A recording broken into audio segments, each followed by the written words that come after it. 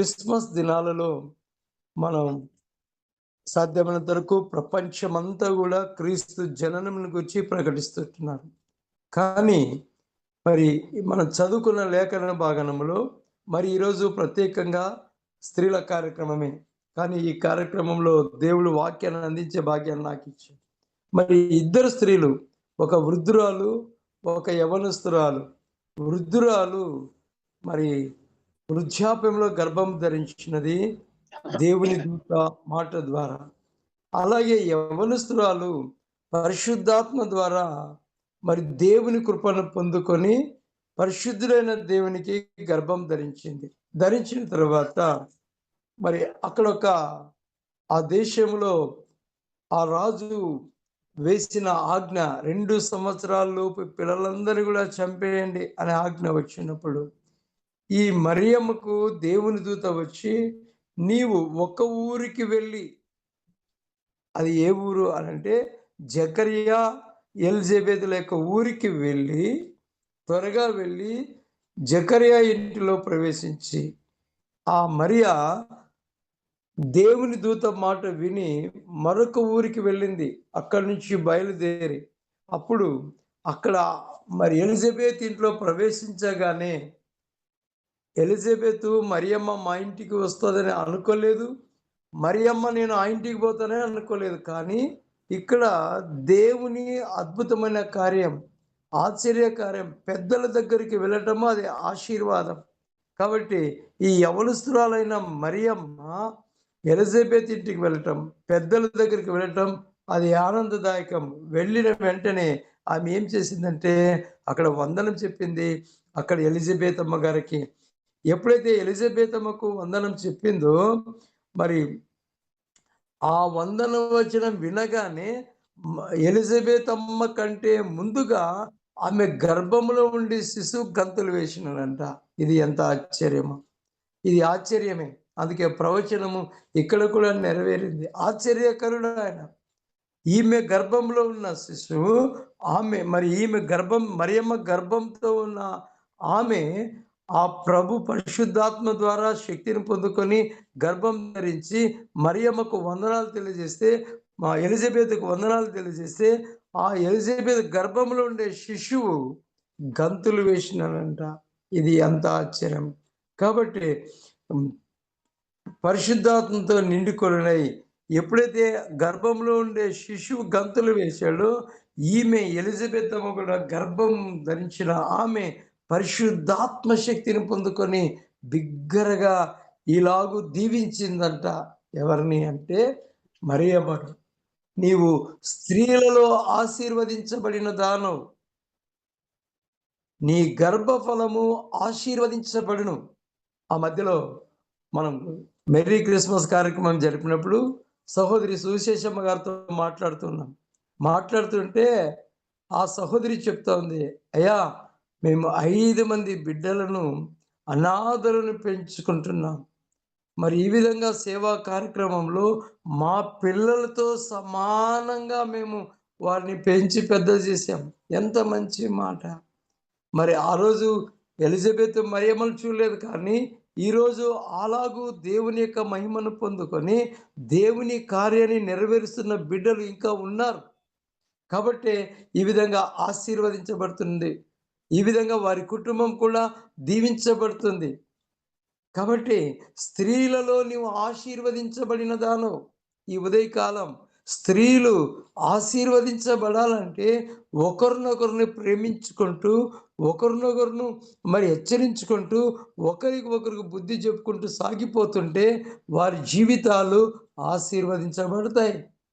Mariyamma Elizabeth దగ్గరకు వచ్చింది, మంచిది జరిగింది. ఆ రావటం వలన ఆమె చెప్తుంది, నువ్వు ఈ భూమి మీద ఉండే స్త్రీలందరికంటే ఆశీర్వదించబడిన దానవు. మరియా, నువ్వు తల్లిదండ్రులు లేని దాని కావచ్చు, అనాథ కావచ్చు, కానీ దేవుడు నిన్ను ఆశీర్వదించాడు. ఈ లోకంలో మనకి ఏమున్నా ఏమి లేకపోయినా దేవుని కృప ఉంటే, దేవుని ఆశీర్వాదం ఉంటే దేనినైనా మనము చేయగలం. ఆ మరియమ్మ, ఆ ఎలిజబెత్ ఆశీర్వదించింది. నా ప్రభు తల్లి నా ఎద్దుకు వచ్చుట నాకెలాగూ ప్రాప్తించెను. నా ప్రభువు తల్లి ఆ వృద్ధాప్యంలో ఉన్న ఆ ఎలిజబెత్ అమ్మ మరియమ్మని ఇప్పుడేమంటుందంటే, నా ప్రభువు తల్లి, నా రక్షకుని తల్లి, నా విమోచకుని తల్లి. కాబట్టి నా దగ్గరకు రావటం ఇది ఆనందదాయకం. ఇది ఎలాగో అని ఆశ్చర్యపడుతుంది. ఆశ్చర్యకరుడు ఆమె ఇంటికి గర్భంలో వచ్చాడు. ఆశ్చర్యకరుడు ఈ ప్రాతకాలం మనతో కూడా ఉన్నాడు. మనతో కూడా ఉండి మనల్ని పరీక్షిస్తున్నాడు. మనం కూడా అందుకే ఉదయం లేస్తేనే ప్రతి ఒక్కరం వస్తేనే షాలోమ్ చెప్పుకుంటున్నాం. వందనాలు చెప్పుకుంటున్నాం. కారణం ఏంటంటే ఆ దినాలలో ఎలిజబెత్ అమ్మ, మరియమ్మ ఎలిజబెత్ అమ్మకు వందనం వచనాలు చెప్పడం బట్టి ఎలిజబెత్ అమ్మ ద్వారా లేకపోతే పెద్ద ఆమె దగ్గర ఆశీర్వాదం పొందుకుంటున్నది. నా ప్రభు తల్లి నా దగ్గరికి రావటం నాకెలాగ ప్రాప్తించి, ఇదిగో నీ శుభవచనము నా చెవిన పడగానే నా గర్భంలోని శిశువు ఆనందముతో గంతులు వేసెను. హ్యాపీ హ్యాపీ క్రిస్మస్ కదా! ఇక్కడ ఆనందం ఎందుకొచ్చిందంటే, క్రీస్తును మరియమ్మ గర్భంలో ధరించుకొని మరొక ఇంటికి వెళితే అక్కడ ఉన్న శిశువు గంతులు వేశాడు. Happy Christmas. క్రీస్తు ఆ ఇంటికి రావటం వల్లనే ఆనందం. అందుకే మనం ఈ మెర్రీ క్రిస్మస్, హ్యాపీ క్రిస్మస్ అని శుభాకాంక్షలు చెప్పుకుంటున్నాం. ఎందుకంటే ఇక్కడ మొట్టమొదటిగా ఎలిజబెత్ అమ్మ మరియమ్మకు శుభవచనం చెప్పింది, గంతులు వేసింది. ప్రభువు ఆమెకు తెలియజేసిన మాటలు సిద్ధించును గాక గనుక నమ్మిన ఆమె ధన్యురాలనెను.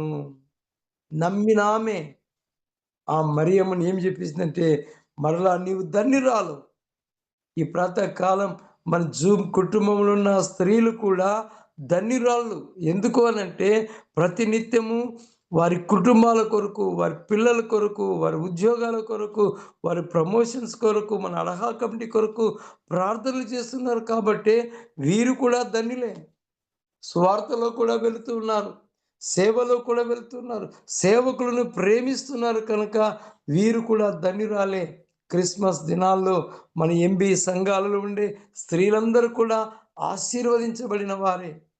కాబట్టి ఈ మరియమ్మ ఎలిజబెత్ యొక్క శుభవచనం ఆశీర్వచనం అయిన తర్వాత ఇప్పుడు మరియమ్మ మాట్లాడుతుంది. ఇద్దరు స్త్రీలు మన దేశంలో ఒక మాట ఉంది. పెద్దలు అంటారు కదా, 2 కొప్పులు కలిసి అక్కడ కొట్లాట పడుతుందంట. కానీ ఇక్కడ ఇద్దరు, ఒక యవనస్తురాలు, ఒక వృద్ధురాలు కలవటం వలన ఆశీర్వచనాలున్నాయి. దీవెనకరమైన మాటలు ఇక్కడున్నాయి. మొట్టమొదటిగా పెద్దామె చిన్న యవనస్తురాలైన మరియమ్మను దీవించి, ఇది నాకు ఆమె నమ్మింది కనుక ఆ ఎలిజబెతు ధన్యురాలయ్యింది. కాబట్టి రెండవ యవనస్తురాలు. అందుకే పెద్దల మాట మరి మనం వింటే అది ఆశీర్వాదం. మరియమ్మ తను తాను తగ్గించుకొని ఎలిజబెత్ దగ్గరికి రావటం వలన ఆమెకు ఆశీర్వాదం దొరికింది, ఆదరణ దొరికింది, నెమ్మది దొరికింది, భయం నుంచి కూడా వీడిపోయింది. ఇప్పుడు ఆమె అంటుంది, నా ప్రాణము ప్రభువును గణపరచుచున్నది. ఎంత మంచి మాట. ఆమె ప్రాణం, ఆమె శరీరంలో ఉండే రక్తమంతా కూడా ప్రభువును గణపరుస్తూ ఉన్నది. ఈ లోకంలో చాలామంది మనుషులను పొగుడుతారు, అధికారులు పొగుడుతారు, నాయకులను పొగుడుతారు. ఏదో వాళ్ళు ఇచ్చేంత భిక్ష కోసం, వారు వేసే చిన్న దాని కొరకు కాదు. ఈ ప్రాతకాలం మనం ఎవ్వరిని, దేవుని పిల్లలమైన మనము లోకంలో ఉండే ఎవ్వరిని కూడా గణపరచరాదు. ఎందుకే మరియమ్మ ఎవరిని గణపరిచిందంటే, నా ప్రాణము ప్రభువును గణపరిచినది. ప్రభువు ఈ లోకాన్ని ఏలబో రాజును ఈ లోకానికి పంపిస్తున్నటువంటి ఆ మరియమ్మ, ఆ ప్రభువు, నా ప్రభువు. ప్రాతకాలం మన ప్రభువు ఆయన, మన కుటుంబానికి ప్రభువు, మనకి ప్రభువు, మన సంఘాలకి ప్రభువు. కాబట్టి ఆయనను గణపరచవలసిన వారమై ఉన్నాం. ఈ క్రిస్మస్ దినాల్లో చూస్తే ఎక్కడ చూసినా గ్రాండ్ క్రిస్మస్, ఆ క్రిస్మస్, ఈ క్రిస్మస్ అని పెట్టుకొని నాయకులను పిలుచుకొని చేస్తారు. కానీ అది వారినే కనపరుస్తారు. చివరిగా మాకు ఏదైనా సహాయం చేయండి అంటారు. నాయకులు మాట ఇస్తారు, మాట తప్పిపోతారు. కానీ మన ప్రభు అయితే మరియమ్మ ఒక మరియమ్మ దేవుని గణపరిచింది. మరియమ్మ దేవుని కుమారుని ధరించుకొని ఆయనను గణపరిచింది. కాబట్టి మన జీవితంలో నన్ను గణపరచు వారిని నేను గణపరుస్తాను అన్నాడు. నన్ను బలపరచు వాని యందే నేను సమస్తమును చేయగలనని చెప్పిన దేవుడు మరియమ్మ ప్రభువును గణపరిచినది. ఆయన తన దాసురాలి దీన స్థితిని కటాక్షించెను. దీన స్థితి. ఒక్క మరియా దీన స్థితిలో ఉంది. ఎటు తోచని పరిస్థితిలో ఉంది. నానేవారు ఎవ్వరు లేరు. ఆమెను ఆదుకునేవారు లేరు. ఆమెకి సహాయం చేసేవారు లేరు. అలాంటి స్థితిలో ఆమె భక్తిని చూసి, ఆమె విధేయతను చూసి, ఆమె యొక్క నమ్మకాన్ని చూసి మరియను దేవుడు కనికరించి ఆమె గర్భంలో నుంచి దీనురాలిని ఎన్నుకున్నాడు. లోకంలో ఎంతోమంది స్త్రీలు ఉండొచ్చు. ఎంతో మంది భక్తిపరులు ఉండొచ్చు. అయితే ఎంతోమంది మదర్ తెరిసా లాంటి వారు ఉండొచ్చు. కానీ అంతమందిని వదిలి ఎన్నట్లు లేనటువంటి, ఏ అర్హత లేనటువంటి, ఏ విద్య జ్ఞానం లేనటువంటి, ఏ తల్లిదండ్రులు లేనటువంటి ఆ మరియను ఎన్నుకొని దీనురాలిని, దీన స్థితిని చూసి కటాక్షించెను. ఎంత ప్రేమ! ఎంత ప్రేమ! యేసయ్య ప్రేమ దీనులను, దరిద్రులను, ఎన్నిక లేని వారిని, విద్య లేని వారిని, ఘనతలు లేని వారిని ఎన్నుకొని వారిని ఒక స్థితిలోనికి తీసుకుని వచ్చే ప్రభువు మన ప్రభువు. ఈ ప్రాతకాలం మనం కూడా ఏ విషయాల్లోనైతే దీని స్థితిలో ఉన్నామో, ఏ స్థితిలో కృంగిపోతున్నామో, ఏ స్థితిలో బలహీన పడుతున్నామో ఆ స్థితిలోనే దేవుని యొక్క ప్రేమ, కరుణ, కటాక్షం, దయ, ఆయన కృప మన దగ్గరకు వస్తుంది, మనతో ఉంటుంది. కాబట్టి మరియా దగ్గరకు వచ్చి నా దీన స్థితిని కటాక్షించను. ఈ ప్రాతకాలం నీ దీన స్థితి, నీ పరిస్థితి ఏదైనా కానిగాక దేవుడు నీ పట్ల కటాక్షం చూపుతున్నాడు ఈ క్రిస్మస్ దినాలలో. ఇంకా చెప్తుంది, నా ఆత్మ నా రక్షకుడైన దేవుని యందు ఆనందించెను. ఆత్మ, నా ఆత్మ నా రక్షకుడైన దేవుని యందు ఆనందించెను. లోకములో అందుకే దావీదు పట్టణమందు నేడు రక్షకుడు మీ కొరకు పుట్టినాడు. మరియమ్మ గర్భములోనే ఉన్నాడు. నా రక్షకుడు. ఎంత మంచి! మన ప్రభుని మనం ఏ స్థలమందైనా కానీ అద్భుతకరంగా ప్రకటించవచ్చు. మా ప్రభుని గూర్చి, మా రక్షకుని గూర్చి, నా దేవుని గూర్చి. అందుకే జ్యోతమ్మ గారు చెప్పారు, ఇప్పుడు సువార్తకి వెళ్తున్న మా కొరకు ప్రార్థన చేయండి. నా రక్షకుని గురించి నేను ప్రకటించాల వీధుల్లో ప్రాతకాలం. దీన స్థితిలో నిజంగా సహోదరి బలహీనతతో ఉన్నప్పటికీ, శరీరం సహకరించటకు పోయినప్పటికీ రక్షకుని గురించి వీధుల్లో ప్రకటించాలని ఆత్మ తీవ్రతతో సాగిపోతుంది. ఆ మరియమ్మ నా రక్షకుని గూర్చి నేను ప్రకటించక ఉండలేనని చెప్పి ఆయన యందు ఆనందించింది. ఈ లోకంలో దేనిని గురించి నీవు ఆనందించొద్దు. ప్రభు ఉన్నాడు, అంతే చాలు.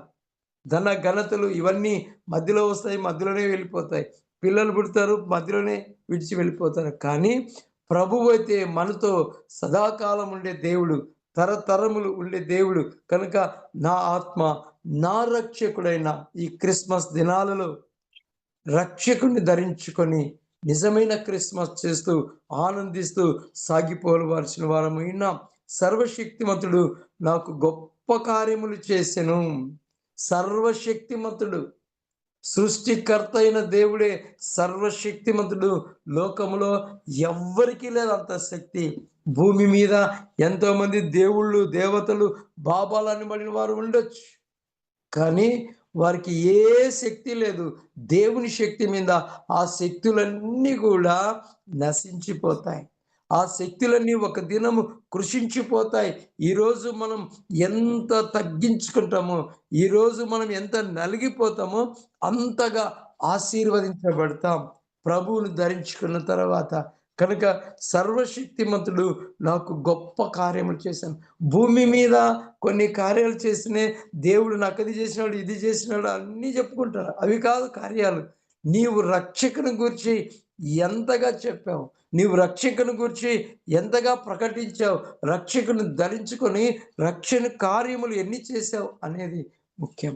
కనుక గనుక ఇది మొదలుకొని అన్ని తరముల వారు నన్ను ధన్యురాలందరూ.